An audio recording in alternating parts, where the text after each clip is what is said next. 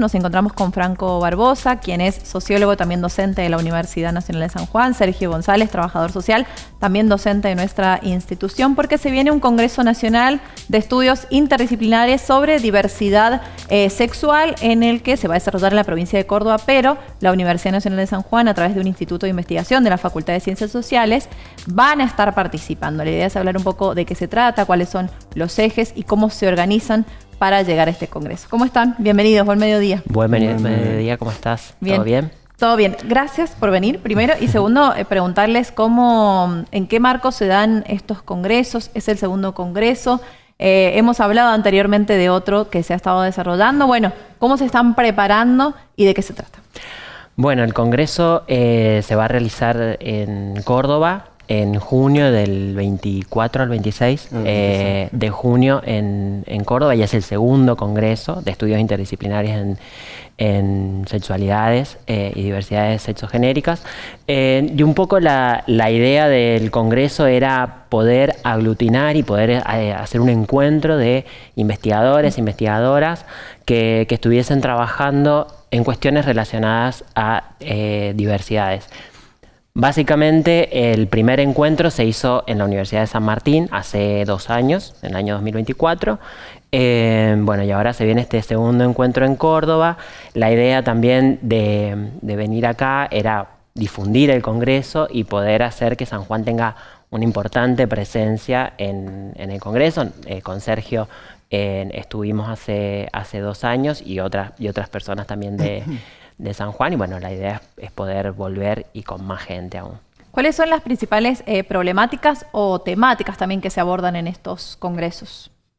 Y en este congreso, en este caso, hay 9 ejes temáticos donde se pueden enviar los trabajos, y los ejes son diversos, abarcan temáticas vinculadas a los activismos y todo el trabajo que se hace desde organizaciones.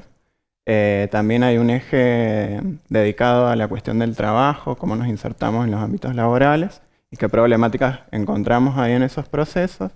Educación, hay también ejes que tienen que ver con las cuestiones estéticas, culturales.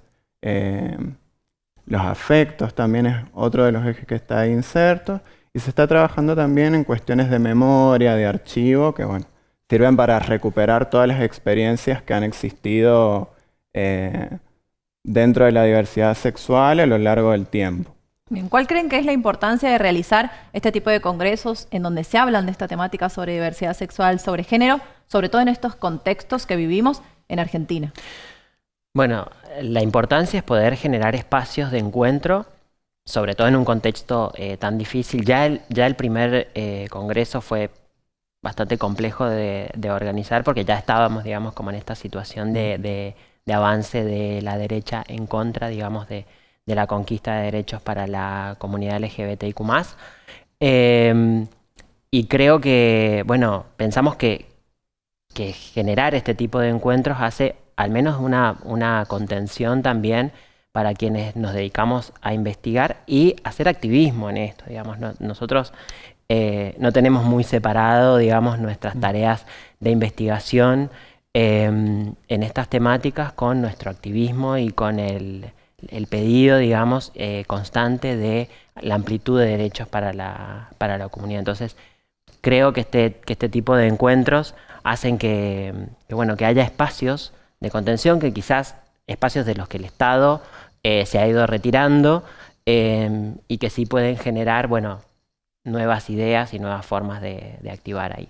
En este caso, ustedes como profesionales de la universidad, como docentes, van a participar. ¿Están abiertas las convocatorias? ¿Cómo hace quienes quieran participar y con qué temática van ustedes generalmente?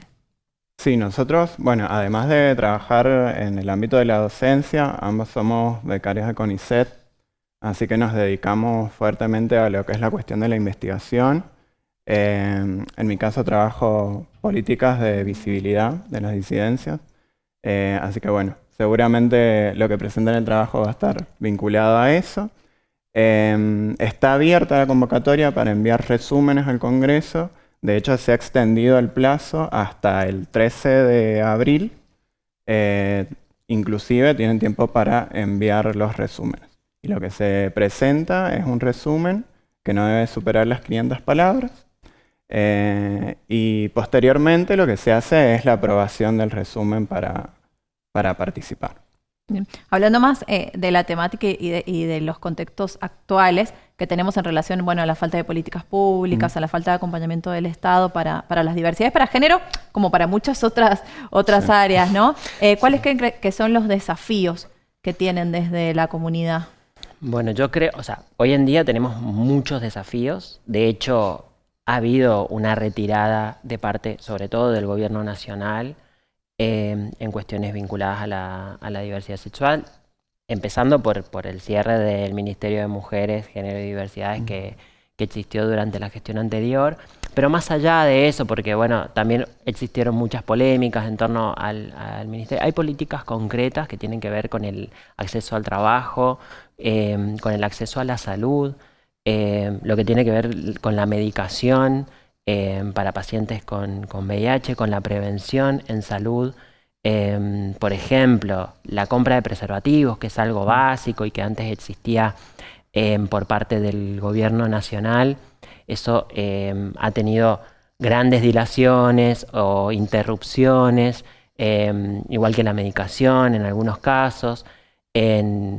Y ese tipo de políticas las ha tenido que asumir en muchos casos los gobiernos provinciales, en el caso de San Juan ha sido así.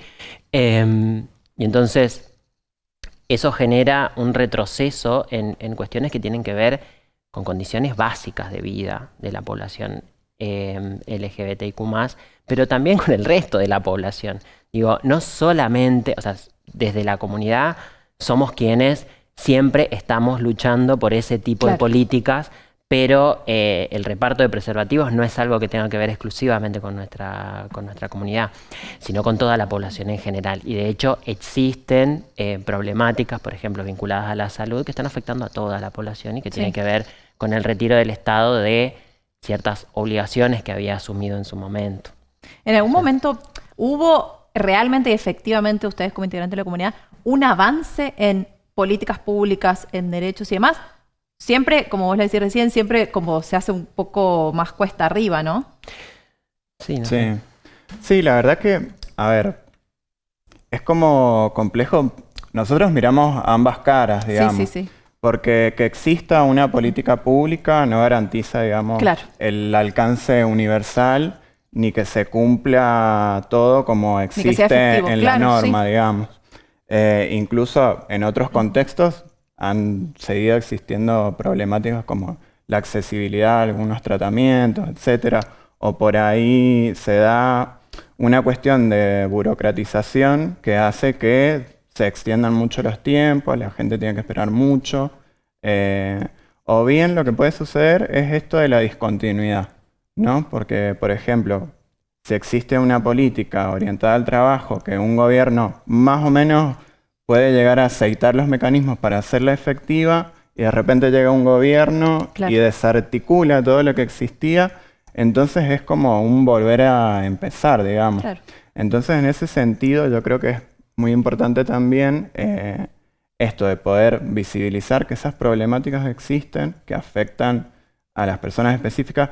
Bien como decía Fran, no solamente se trata de nosotros como diversidad sexual, se trata de toda la población, pero digamos, en el caso de las diversidades sexuales, adquieren características específicas. Claro, sí, ¿no? sí, sí. Porque si hablamos, por ejemplo, de la cuestión del acceso al trabajo, bueno, sí, pueden generarse las condiciones para que una persona pueda estar en un determinado ambiente laboral. Pero ¿qué pasa, por ejemplo, si no hay sensibilización o no existen mecanismos para prevenir cuestiones como la homofobia o la transfobia, digamos?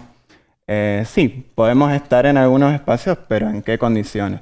Eso también es como otra cuestión que nosotros por lo menos problematizamos mucho. Eso era algo que charlábamos recién un ratito antes de que estuvieran, y ya como para ir cerrando, es como, ¿qué lectura hacen ustedes de este retroceso con gobiernos de derecha, pero no solamente con lo que hace el gobierno, sino que qué pasa con nosotros como sociedad? ¿No? Por ahí hay cosas que creíamos superadas, como la discriminación, como hemos escuchado una compañera trans, ¿no? Que dijo que era nuevamente insultada, golpeada.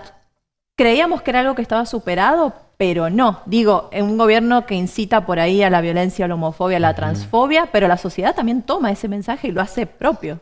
Bueno, hay discursos que van habilitando este tipo de prácticas y que realmente van en contra de la tranquilidad con la que podemos vivir, que puede ser mayor o menor.